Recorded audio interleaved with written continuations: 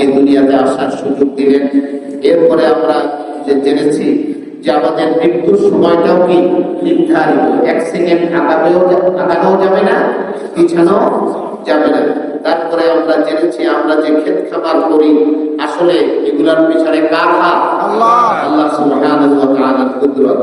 এরপরে আমরা জেনেছি আমরা যে পানি পান করি এই পানিকে আমরা চাইলে তিতা পানি নাসিব যদি করতেন, সমুদ্রের যে পানি বাষ্পায়িত হয়ে উপরে চলে যায়, ওইভাবেই যদি লবণাক্ত পানি আমাদের ক্ষেত খামারে মিশ্রণ হতো, আমরা কি পানি পান করতে পারতাম?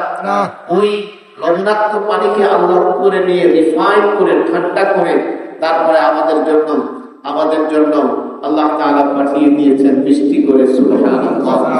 এরপরে আমরা সর্বশেষ যেটা জেনেছি যে আমরা যে আগুন জ্বালাই সেই আগুন জ্বালানোর মৌলিক উপাদান অক্সিজেন আল্লাহ তাআলা এই সবুজ বৃক্ষ, ঘাস, লতা পাতা এর মাধ্যমে আমাদেরকে সরবরাহ করেছেন, যার দ্বারা আমরা এই সহনীয় আগুন থেকে আমরা উপকার নিতে পারছি।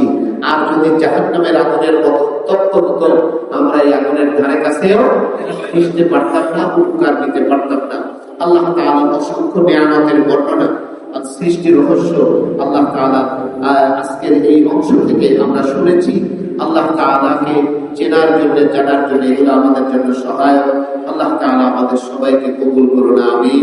ওয়া আখিরু দাওয়ানা আলহামদুলিল্লাহি রাব্বিল আলামিন। আসসালামু আলাইকুম ওয়া রাহমাতুল্লাহি ওয়া বারাকাতুহু। আমরা শেষের দোয়াটা করি। সুবহানাকাল্লাহুম্মা ওয়া বিহামদিকা আশহাদু আল্লা ইলাহা ইল্লা আনতা আস্তাগফিরুকা ওয়া আতুবু ইলাইক। আসসালামু আলাইকুম ওয়া রাহমাতুল্লাহি ওয়া বারাকাতুহু।